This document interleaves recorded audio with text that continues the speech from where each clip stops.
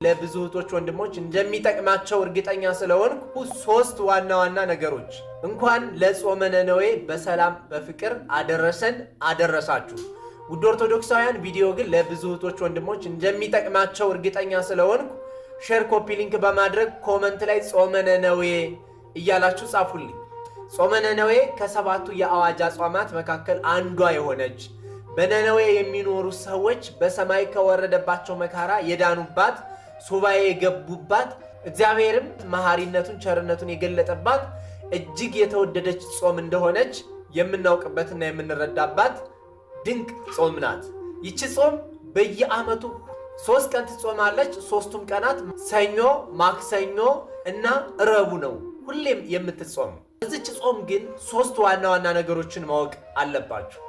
አንደኛ እግዚአብሔር አምላክ ቸር መሐሪ ይቅር ባይ መሆኑን የምናውቅባት ጾም ነው።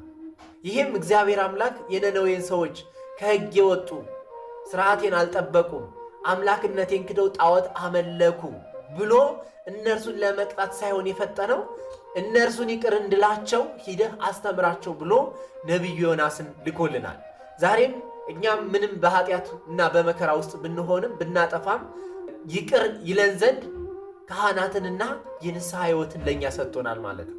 ሁለተኛው የንስሐን ኃያልነት ልናስተውል ይገባል። ኃጢአታችንን አምነን ለካህናት ብንናገር ብንናዘዝ፣ እነሱም የሚመክሩንና የሚያስተምሩ ብንሰማ በሰማይ ከሚያገኘን መከራ በምድርም ከሚወርድብን ክፉ ነገር ሁሉ እንድንበታለን፣ እንጠበቅበታለን። የንስሐን ኃያልነት ከምንም በላይ የምናውቅባት ጾም ጾመ ነነዌ ናት። ሶስተኛ ንስሐ ስንገባ የተሰጠኝ ቀኖና አነሰብኝ፣ ይህን ሁሉ ኃጢአት ሰርቼ እንዴት ይችን ያክል ስግደት፣ ይችን ያክል ምጽዋት ወይም ይችን ያክል ጾም ብቻ ሰጣለሁ ብላችሁ ማሰብ የለባችሁ። በተመስጦ ሆናችሁ በፍጹም መመለስ ሆናችሁ ፈጽሙ እንጂ ካህናት በሚሰጧችሁ የንስሐ ቀኖና እንዳትጠራጠሩ። ምክንያቱም በ3 ቀን ሱባኤ፣ በ3 ቀን ጾምና ጸሎት ስግደት መመለስ ውስጥ እግዚአብሔር ከሰማይ ሊያወርደው ያለውን እሳት የመለሰባት ይቺ ጾም ናት ማለት ነው። ጾሙን ጾመን በረከት እንድናገኝ የነነዌን ሰዎች ይቅር ያለ የማረ አምላክ እኛንም ከሰራነው በደል ከክፉ ነገር ሁሉ ጠብቆን ለመንግስቱ ያብቃን። አሜን። በጾመ ነነዌ ልናውቃቸው የሚገቡ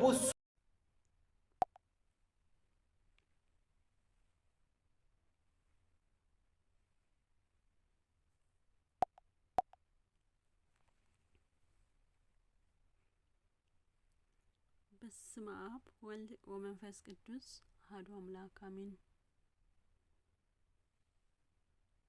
እንኳን አደረሳችሁ አደረሰን ለጾመ ነነዌ።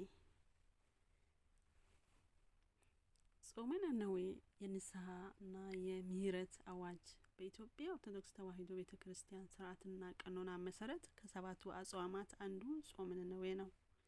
ይህ ጾም የትንሣኤ ጾም ወይም የአብይ ጾም አዋጅ ነጋሪ ተደርጎ የሚወሰድ ሲሆን በየዓመቱ በባሕረ ሐሳብ ቀመር ስሌት የሚወጣ ነው።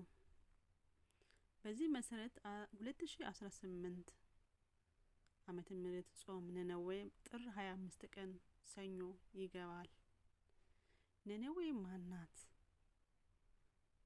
ነነዌ የጥንታዊቷ የ10 መንግስት ዋና ከተማ ነበረች።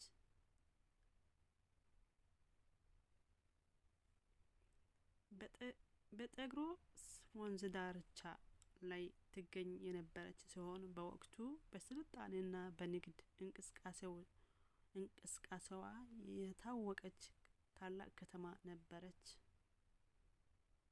በመጽሐፍ ቅዱሱ አገላለጽ ከተማዋ የ3 ቀን መንገድ የሚያህል ስፋት እንደነበራት ተገልጿል። ትንቢተ ዮናስ 3 ምዕራፍ 3 ከቁጥር 3 የነነዌ ሰዎች ኃጢአት ምን ነበረ? የነነዌ ሰዎች ኃጢአት በመጽሐፍ ቅዱስ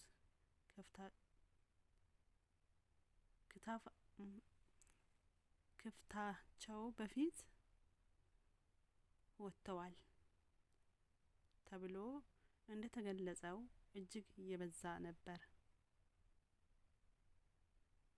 ክፋታቸው በፊቱ ወጥተዋል ተብለው እንደተገለጸው እጅግ የበዛ ነበር።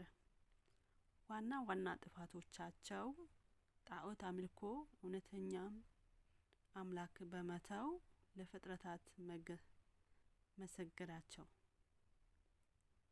ግፍና አመጻ በከተማ ውስጥ የንጹሃን ደም መፍሰስና ዝርፊያ መንገሱ፣ ርኩሰት፣ በስነ ምግባር የወደቁና በእግዚአብሔር ዘንድ የተጠላ ህይወት መምራታቸው ነበር።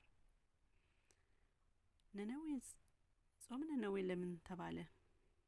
ይህ ጾም ነነዌ የተባለበት ምክንያት ነቢዩ ዮናስ ከተማዋ በ40 ቀን ውስጥ እንደሚጠፋ አዋጅ በተናገረ ጊዜ የከተማዋ ሰዎች ዮናስን ቃል ሰምቶ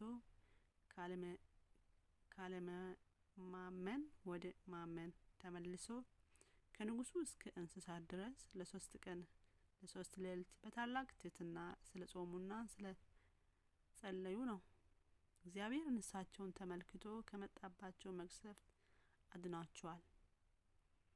የንስሐ አስፈላጊነት የነነዌ ሰዎች ታሪክ እንደሚያስተምረን ንስሐ በህይወት ስጋ እያሉ በቅን ልቦና ወደ እግዚአብሔር ለሚመለሱ ሁሉ የምህረት በር ነው።